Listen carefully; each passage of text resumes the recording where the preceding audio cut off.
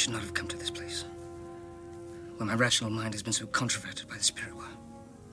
Will you take nothing from Sleepy Hollow that was worth the coming here? No. No, not nothing. A kiss from a lovely young woman before she saw my face or knew my name. Yes. Without sense or reason. Forgive me. I speak of kisses, and you have lost your brave man, Brom. I have shed my tears for Brom. And yet my heart is not broken. Do you think me wicked? No. But perhaps there's a bit of a witch in you, Katrina. Why do you say that? Because you've bewitched me.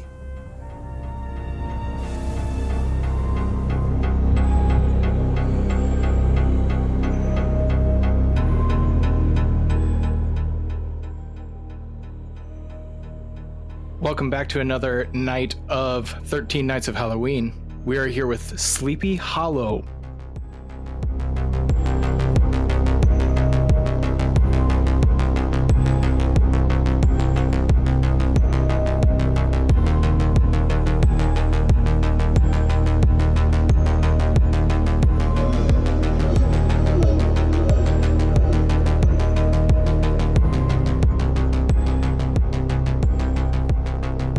Tim. I'm Bryce. And we have a guest with us. Yep, we have a guest with us. Classic. What's your name? Elliot. Elliot, do you want to tell us about yourself, or you want to skip that and dive into this movie? Let's skip that part. Okay, we're going to skip that part. Elliot, that's all you need to know. Okay, Cool. so let's dive into this plot breakdown, the story of Sleepy Hollow, in case you didn't know it, the classic Washington Irving tale.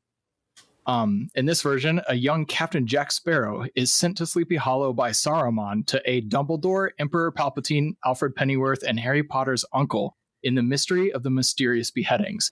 He learns about the workings of the town from a young adult Wednesday Addams, who he falls in love with. She might be a good witch, she might be a bad witch. The end. You're pretty proud of yourself, aren't you? That was what I watched. I don't know what you watched, but Yeah. That's pretty good. yeah, that was the film. That was the film.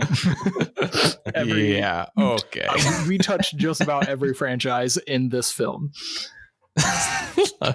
Right.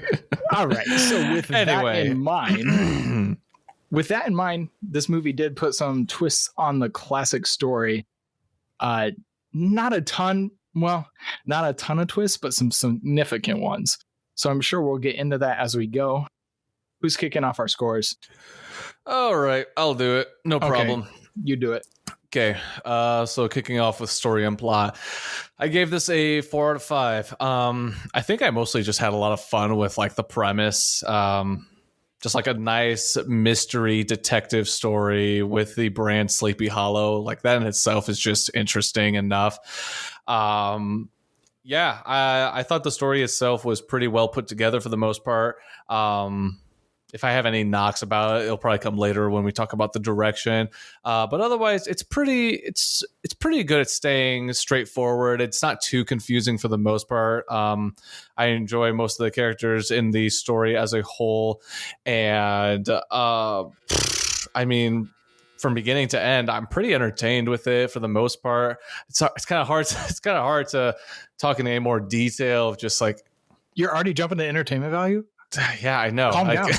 I know. I don't really know what else to say about the story. It's just I just found it mainly entertaining for the most part. But I do think it's actually a really well put together story. It's very good when it comes to more of the detective mystery side, with a fantasy element in there. Basically, the entire environment of this movie, and obviously I'm always a sucker for Tim Burton films, so yeah, I found the story quite engaging and enjoying. I'll give that a 4 out of 5.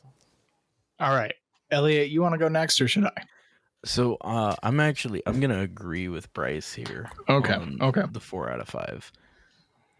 I do have a quick question. What is the spoiler policy? This movie's been out long enough. It's You forever. can spoil it. Yeah, you're good. So I thought the story was pretty good. Give it a 4 out of 5. The thing that shook me, so I've seen this once before and I did not remember it. But the thing that got me was the fact that there are actual supernatural elements to this. Like, yes, my memory was that, it was just like a person, like Scooby-Doo style. Mm-hmm. Okay. And that is very much not the case. But it had me thinking that it was just an actual person for a good while. So I'd say it's a pretty good story. Okay, cool. All right. I'll dive in. I struggled with the story on this one because the story of Sleepy Hollow itself, Ichabod Crane, I believe his name is Brahm. That's a classic. The Headless Horseman story is classic. That story is a 5. This movie changes it quite a bit, and I didn't care for the changes. Ichabod is supposed to be a school teacher from the city, from that town, from Sleepy Hollow. He's not supposed to come from another town. However, I did kind of think that the detective angle was cool. Mm-hmm. That didn't get under my skin too much, but what did was that in Washington Irving's classic, we ultimately don't know if it was supernatural or if it was somebody in a costume. And I think that is part of what has made that story so timeless. That mystery of, was it Brahm in a costume or was it supernatural? Because Ichabod dies and is never seen again. And that's how that story ends. And this one kind of just wraps it up too nicely for me.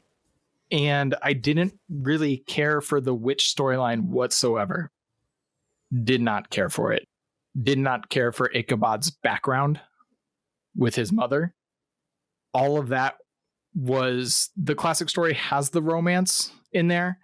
It just felt kind of forced to me in this story. Johnny Depp was also on record like he didn't want to play a romantic lead off of Christina Ricci because there was like 20-year age difference. Mm-hmm. Something pretty close to that, and he'd known her since she was a kid, so it was awkward for him. Eek. Yeah. And I kind of felt that awkwardness in the film. Like, there's this romance, but I don't even think they kiss. Nope, they don't show much affection outside of a hug. Yeah, so it's kind of, is it puritanical or is it awkward? And it straddled that line, but it leaned a little bit awkward romance to me. Yeah, for sure. But ultimately, I was leaning towards 4. The story of Sleepy Hollow itself is a 5. It's a classic. It's basically a legendary tale. I didn't care for some of the twists personally, so that's why I brought it back down to a 3. I don't think we needed the good witch, bad witch storyline. I don't really mind the paranormal stuff. That was fine too. It just felt like too many things thrown into it. I don't know, a little bit too much of a deviation. However, it's still, outside of the Disney short, the best tale of Sleepy Hollow we've ever seen. Yeah, that's probably fair to say. I actually don't really know that much about like the original story in itself, so I can't really speak on the original story compared to this one. But I would agree the romance part of it is definitely probably the weakest story, and that's probably why I wouldn't even consider giving the story a 5. There must be some witch in you, because you've bewitched me. Hey, listen, the script comes later. Let's slow down. That's Twilight level writing right there. Okay. All right. So we'll move to the next one. Yeah. Okay. Go ahead. I think the fact that I also haven't read the original probably changes the way I view the story. Because I didn't even know that it was a short story. My only experience is the old Disney animated short. The Disney cartoon, which they paid beautiful homage to in this film with that first scene when it is Brahm and he throws the pumpkin at him. That is basically the animated short, and that's probably my favorite part of this film. But we can jump into the next category. Character. Yeah, for sure. We got character now. So I gave this a 3 out of 5. I think every character serves their role nicely in this movie. Nothing that really stands out. And that's actors more than it is characters. But all the characters are written fine. Again, I think the weakest part is the chemistry between Johnny Depp and is it Christina? Yeah, Christina. Yep. And I don't know if it's Richie. It's Richie, right? Two C's make it Richie. Yeah. Richie. Yeah. We're just going to say Christina Ricci's name for a couple more minutes and get that figured out. I thought the characters were fine. No one really stood out in the performance as a whole. There's kind of somewhat of an arc for Johnny Depp's character, but I don't really know if it has any effect on the story in itself. It's just kind of a background story. That's a very good point. Yeah, it does at the beginning a little bit, which is why I guess kind of why he goes there. Not really, but I mean, there's some stuff there for the characters that add a little bit of fluff to their stories so that they're not super one-dimensional. But I thought everyone was pretty good for the most part as a character as a whole. And yeah, I have no complaints really about any of them. All right, Elliot. So I think I also gave this a 3. Yeah. Because I don't know. There's really not much character arc. Right. Like I know, so through my experience with the animated version, Ichabod Crane is just a coward through and through. Yes. As far as which I have some thoughts on how they showed that in this movie. Yeah, he doesn't come across too cowardly. He comes across as afraid a lot, but he still goes out and does things that a coward would not do. Right. Especially given that he's a constable. Unless it's a spider crawling across his bedroom floor. Right. But he also doesn't, there's no growth at all. He just stays the same character pretty much the whole time. Agreed. Yeah, that's a good point. All right, should I jump into it? Yep. All right, go for it. Okay. So much for what Elliot said, I actually gave the character a 2. It doesn't seem that Ichabod grows. He's basically a coward the whole time. The biggest growth came in the storyline that I did not care for, where basically his mom was killed or arrested for being a witch. And then he has to face the fact that Christina Ricci's character is a good witch. Is that what happened? I'm gonna be honest. I did not quite understand the plot line with his mother. yeah, and that's my frustration with it, was those flashbacks of his mother. She was basically like, it was kind of hinting at witch trial type stuff. She was a witch, and that affected him as a child, and now as an adult, he's having to face that. And I get how it sounds like it could be really compelling. It just wasn't. To me, it was that extra added fluff to a storyline that didn't need it. Like the character of the Headless Horseman is our focus. It should be, is he supernatural or is he in the costume? And this movie kind of reveals that too early for me. And I lost interest when that happened in that main mystery. And then when we get the delivery of, it's actually like Christina Ricci is a good witch, but her stepmother is a bad witch, it got very Disney princessy. And in a movie that is not Disney prince, like, yeah, I don't know. The character, there was just something off from me. So that's why I gave it a 2. Also, like I mentioned, I did not like how he's supposed to be a coward. But I felt that most when a spider crawls across his bedroom floor and he stands on a chair, and just, I'm going to do that too. But it was weirdly placed in the movie. And then we see him like try to save Brahm, and it's supposed to kind of feel like growth, but it doesn't. I don't know. It was off for me. I gave the character seems aggressive. Yeah, I gave the character arc a 2. I didn't find it a super compelling character arc, unfortunately. No. I think ultimately what we're missing here is that the real arc was he went to prove that it was a person. Yeah. And instead he was faced with the fact that it was paranormal. But that was drowned out by the witch subplot. That's interesting. I didn't really. That's not really how I watched that at all. It's really interesting. That was my perspective. Yeah, interesting. Okay. Yeah. So on to music and sound design. Real quick. Back to character. Yeah. Can we all agree that young Master Mazbeth is the best character? Is that sarcasm? No, I genuinely thought he was like a fun character. Yeah, sure, why not? Okay, you're the guest. I'm just gonna let you run with that because I have zero to say. Superfluous character that served no purpose whatsoever. Yep. He's the best.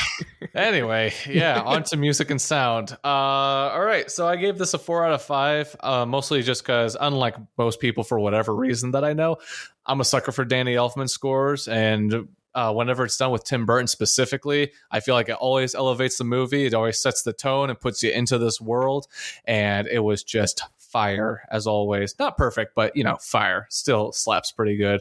Yeah, that's really all I have to say about that. The sound design for the most part was pretty well balanced throughout the movie. Nothing that really stands out at all. This is mostly a 4 because I'm just a personal fan of Danny Elfman's work. Elliot, what'd you say? So I'm actually gonna have a pretty hard disagree here with Bryce. Ooh, I gave this a 2. Okay, let's get this guy out of here. Come on, where's security? Get this guy out of the what is this? I love Danny Elfman scores in Tim Burton movies. This one did not do it for me. It felt super happy. Ooh, interesting point. Okay. Way. Interesting. I don't know. Like the first time so the Van Garrett murder at the very beginning of the movie, the score just does not fit the mood, and that same like chord progression keeps coming back, and it's just a weirdly happy chord progression.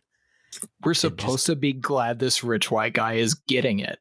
Well, it didn't fit the vibe for me. So I was, every time the score kicked back in, there was something that was just like, man, this is not fitting what I want to be hearing right now. So I gave it a 2. Did not pass the vibe check for Elliot.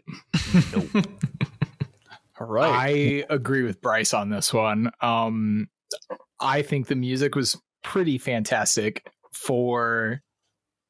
I actually love that opening scene, even the title sequence, all of that. It's super gothic. It's super Tim Burton. And I think the music kind of leaned into the gothicness a bit. I can get how the vibe was different. Like, it's not really brooding. I didn't get that it was brooding, but I did get that it was kind of like classical gothic.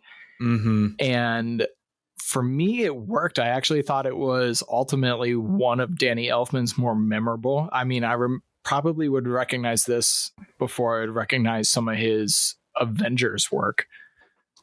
Yeah, I forgot he did Avengers. That's right. Yeah. He worked on the Avengers. Yeah, I think he did the first Avengers movie. And going back, I was not impressed by the soundtrack.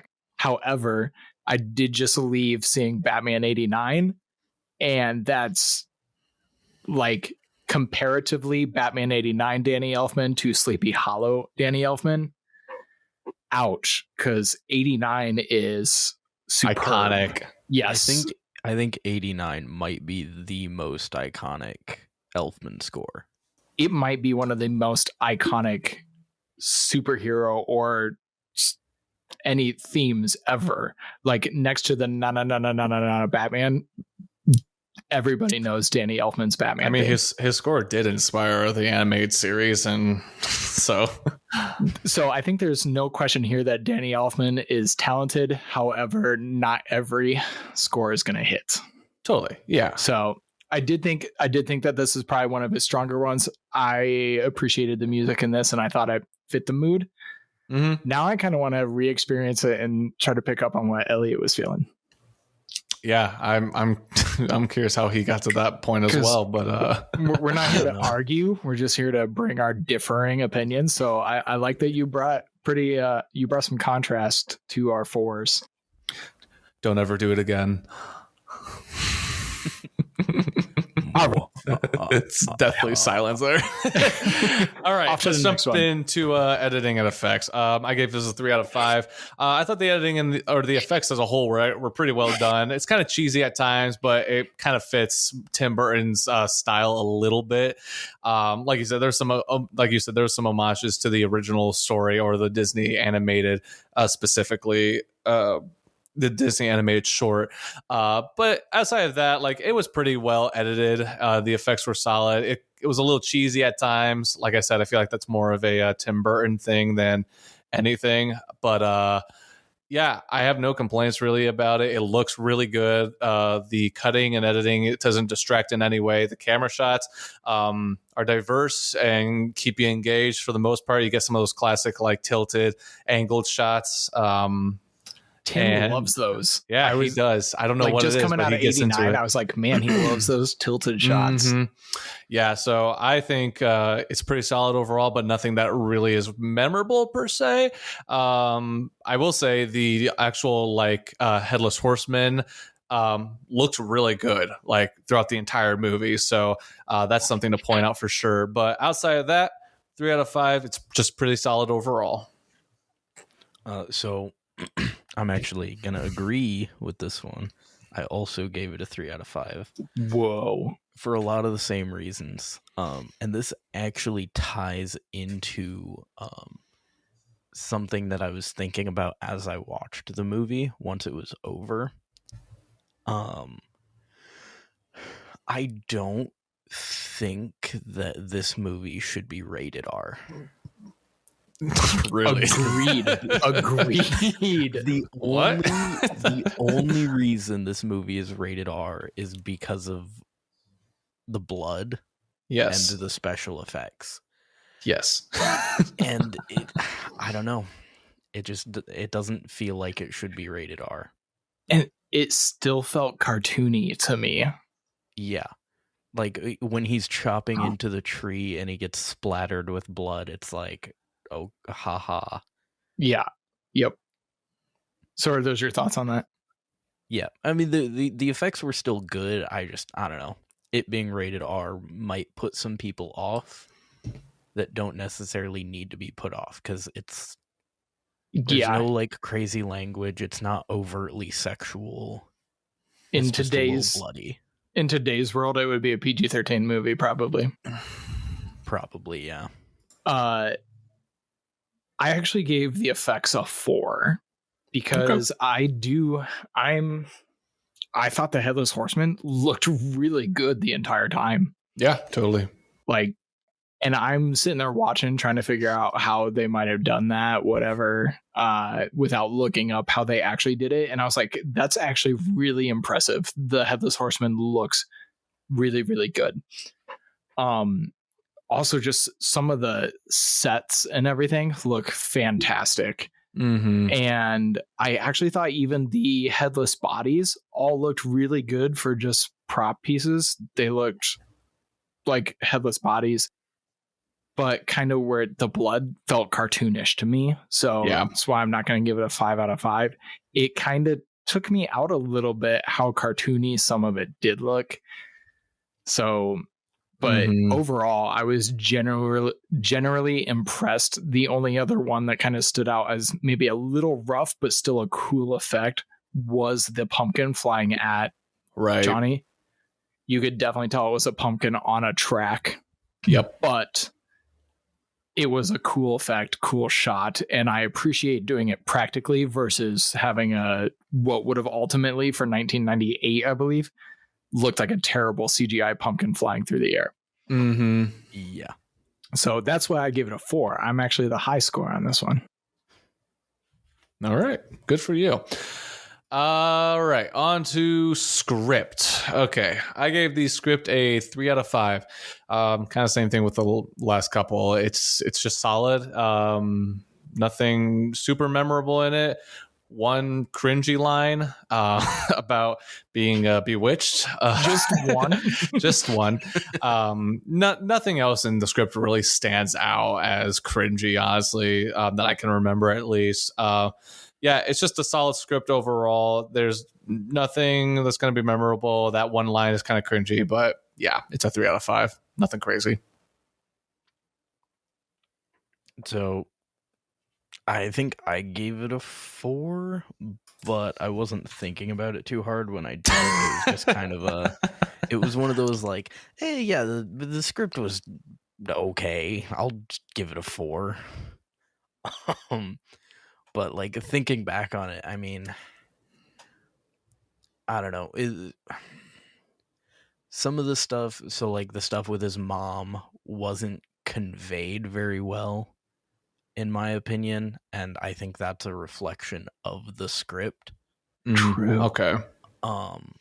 So I might bump it down to like a 3, just because some of it didn't translate necessarily the way the writers might have wanted it to. No Right. changing your score. That's not allowed. Look. But, and you've missed it. We've kind of determined that you're allowed to say like, oh, it's a soft 3 or a hard 3, or you can kind of, I'll give it. You a can soft quantify 4 it. then. Yeah. Okay. Soft 4. It's a weak 4. It's a weak 4. Okay. Yeah, I gave the script a 2. It's not that bad. Come on. No, remember 2 is okay. I thought the script was okay. Okay. I didn't love any lines from it. Like I said, I already didn't feel like the witchy elements added anything. So I had an issue with the script there. I don't feel like I don't feel like the script necessarily justified them being in the movie. And then every romantic scene was super cringe. It didn't work for me. However, I did really kind of appreciate some of the investigative angle used in the script. I thought that was clever. Mm-hmm. But ultimately, I thought that what was added to the story didn't work for me because of the script. So that's why I had to give the script a 2. I think the elements that they were playing there, I wrote out my final thoughts so that I can convey this well. But I thought the elements they added had a lot of potential. I just think the script failed to make it worth the nearly 2-hour journey. So that's why I ultimately ended up with just an okay score for the script. That's fair. It is what it is. All right. That's so right. On to acting. Likewise, like most of my other scores, I gave it a 3 out of 5.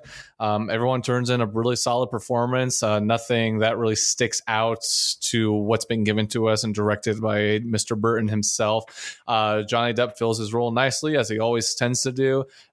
Christina's okay. But she's not bad, I would say. Doesn't really stick out in any way. Trying to think if there's anyone else that really like stood out. Like I said, Christopher Walken took me a little bit to realize, oh, that's Christopher Walken there. Oh, okay, cool.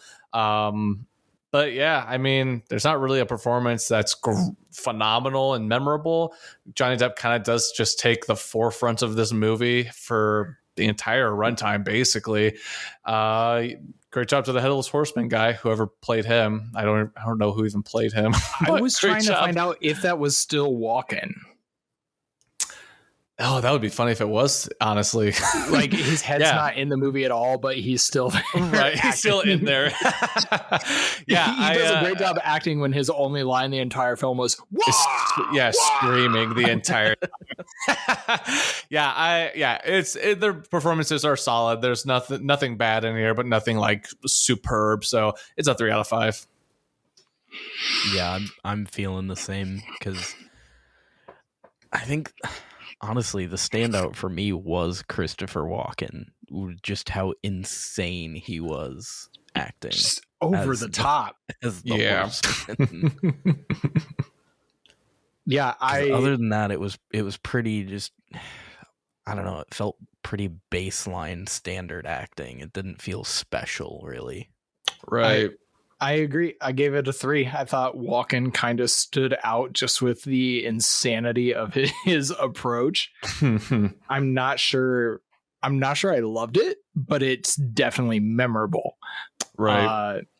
And I thought Johnny Depp delivered a 90s Johnny Depp performance, which isn't a bad thing. It was just like typical Johnny Depp. Not Finding Neverland Johnny Depp. But yeah, you get it.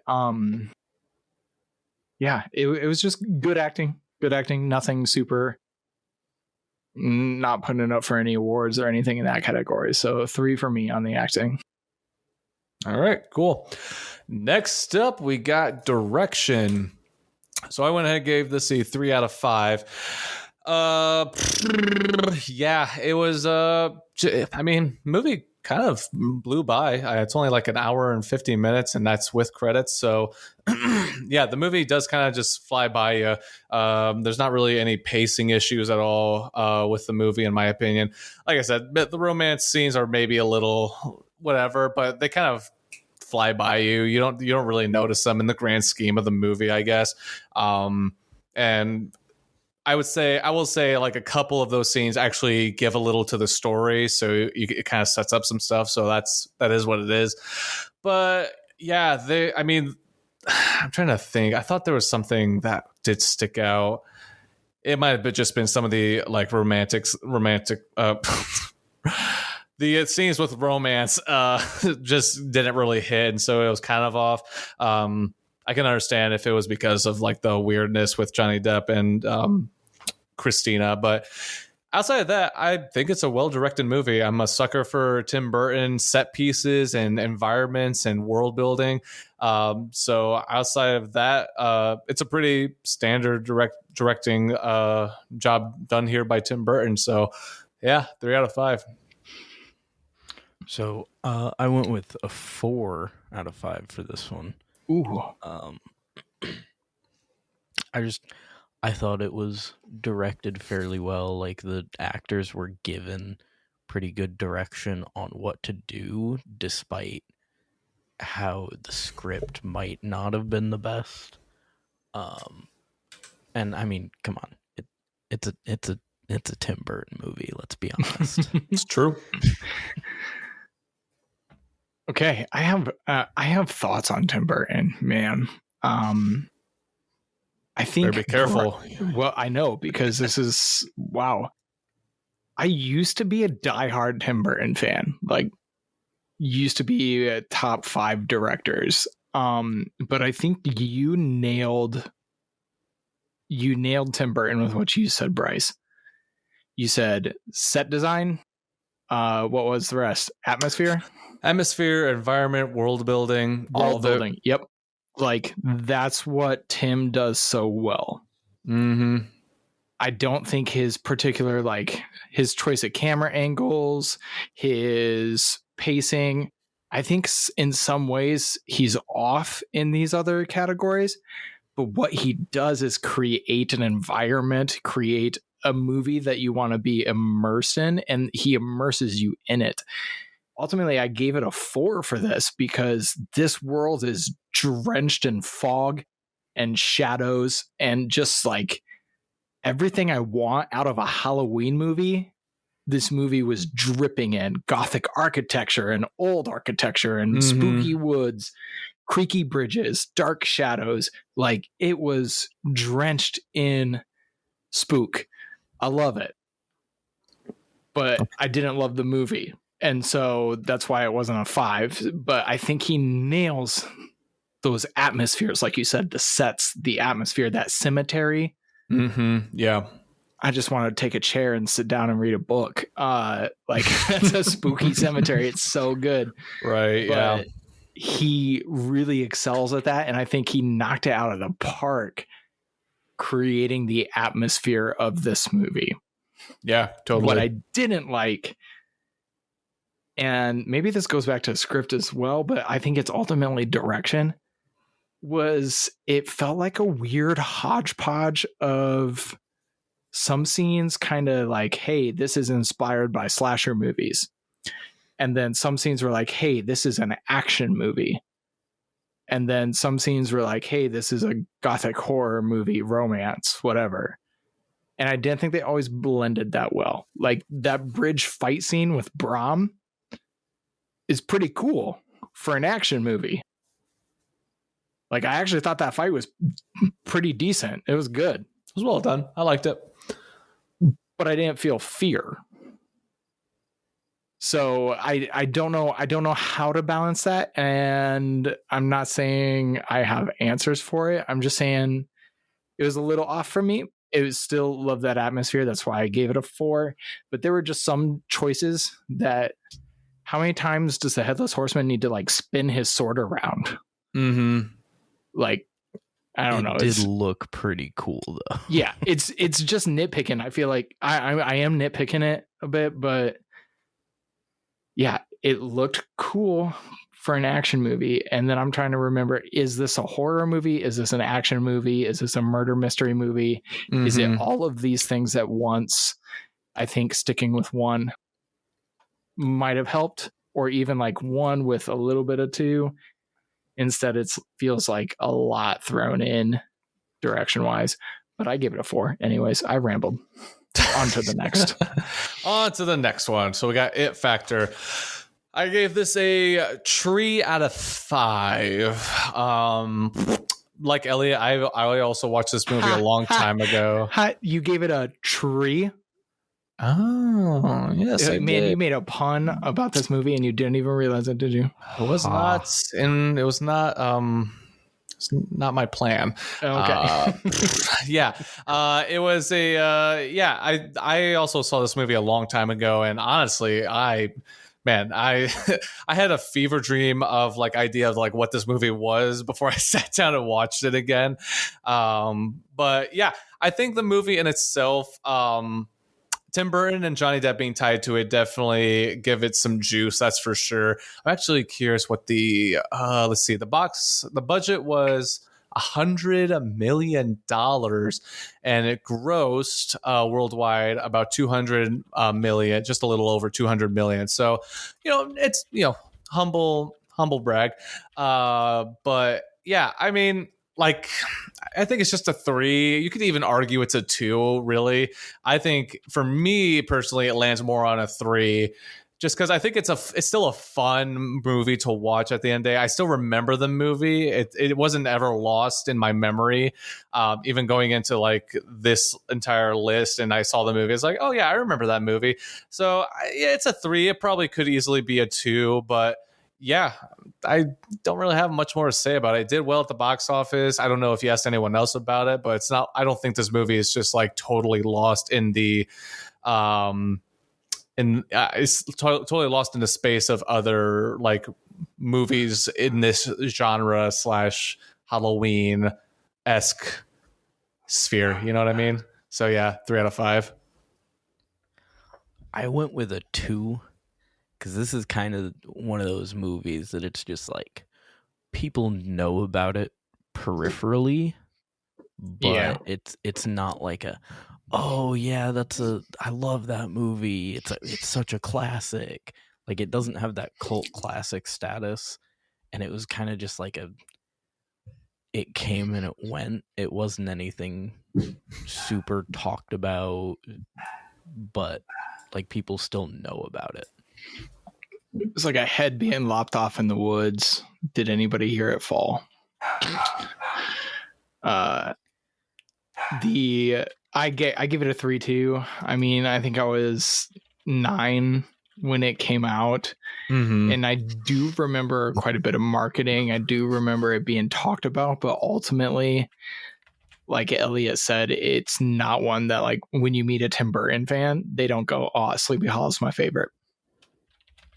They don't say that. I don't know anybody who thinks this movie is the best Tim Burton movie. I don't hear many people talking about it today. However, it is one of the best Sleepy Hollow adaptations we've ever had.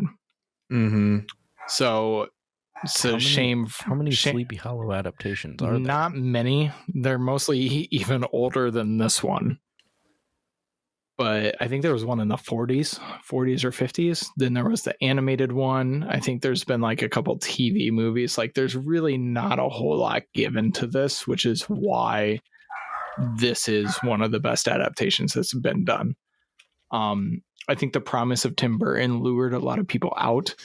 In some ways, not as bad. In some ways, I was feeling like this was the happening of Tim Burton's movies, because there was a big deal made about M. Night doing an R-rated film, and then The Happening just was like, why? And there were a lot of they're out in the woods. That's the one where that's the village. Yeah, that's the one where at the end the trees were the one causing everybody to kill themselves. The plants. Yeah, the plants were causing everyone to kill themselves. And I felt like this was like, oh, Tim Burton is going to do an R-rated horror movie, and everybody was super excited about that. But like you said, it's not really an R-rated movie, and it's not really a horror movie, so that's why it's a 3. I think it failed to kind of live up to the hype. Totally. Yep. All right, on to entertainment. How entertained were we? And then final scores here. So I gave mine a 7 out of 10. I was surprisingly still really entertained with this movie upon rewatching it. It could have maybe gone down to 6, maybe, but I felt pretty good about 7. Pretty entertained from beginning to end. Like I said, it kind of just flies by. There's not really anything that sticks out and like drags this movie down.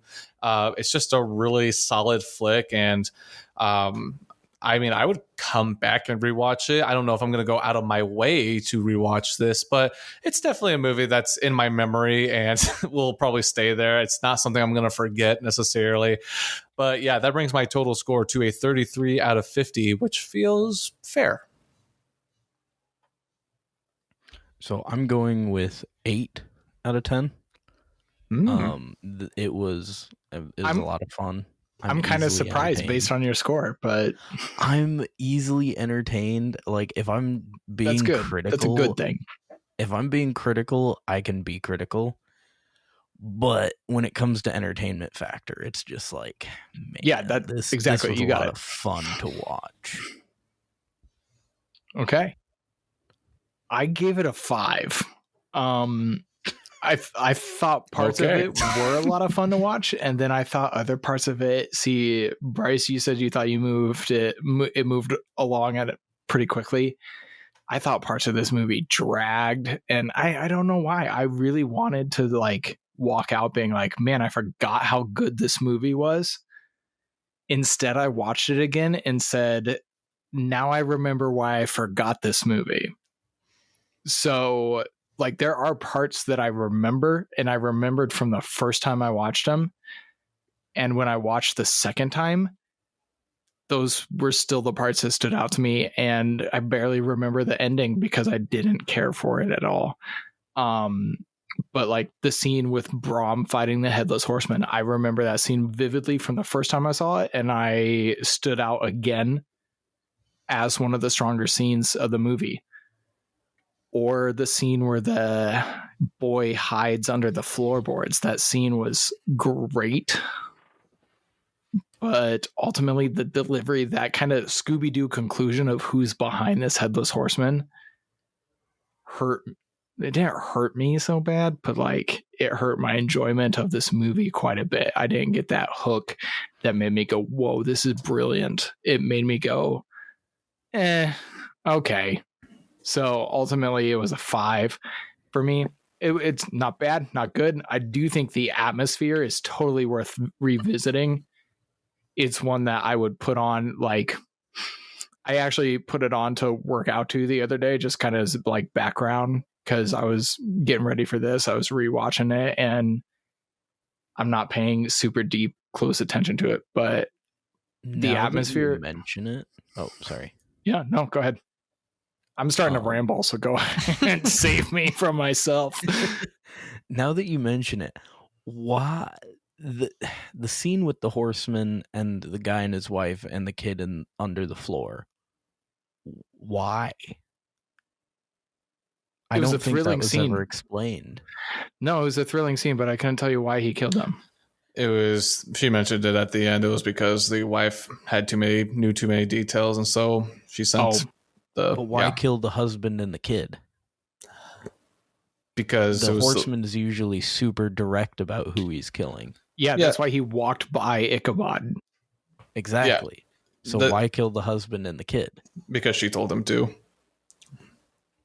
See, there's the issue. You guys just did not pay attention. Boom. There it is, folks. You have it right there. This movie's actually great.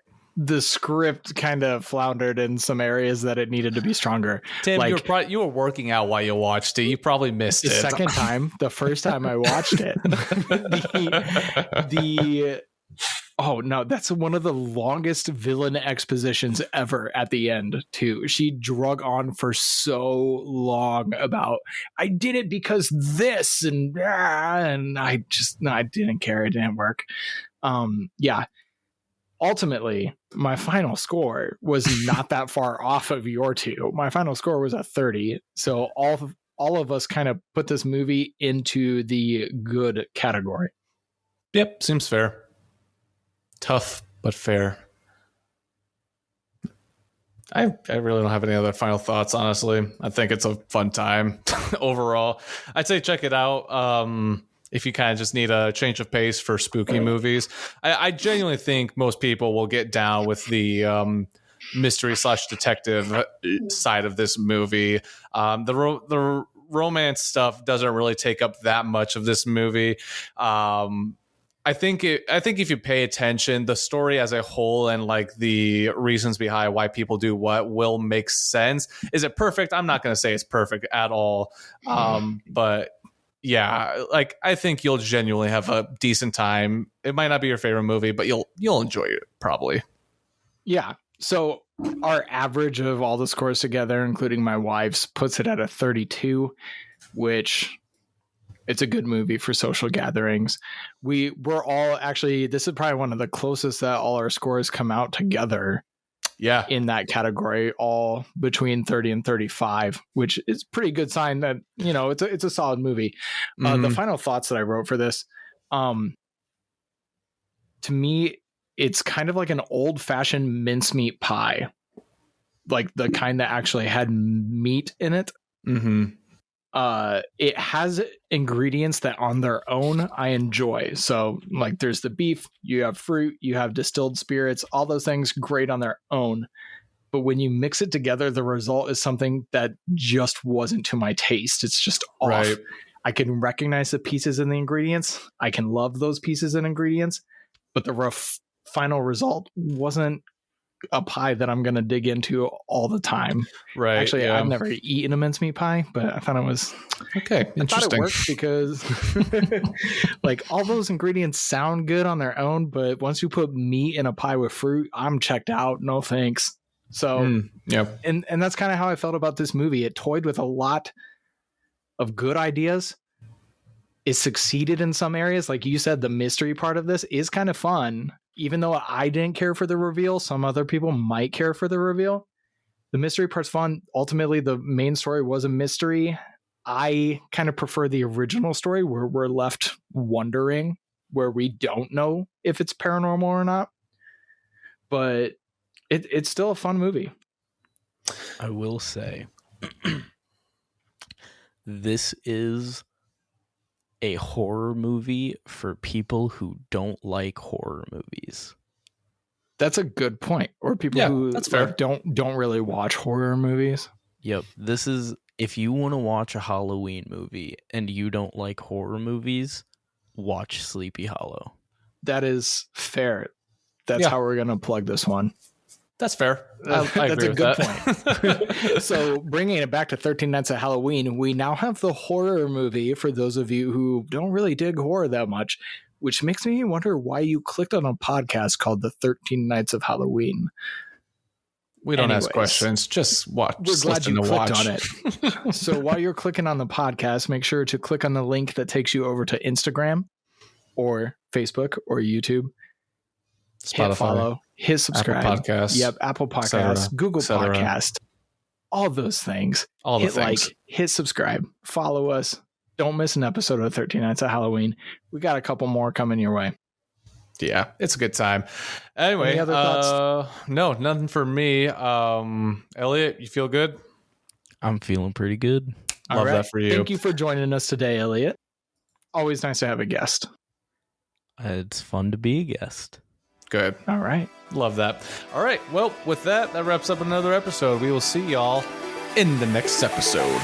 Bye.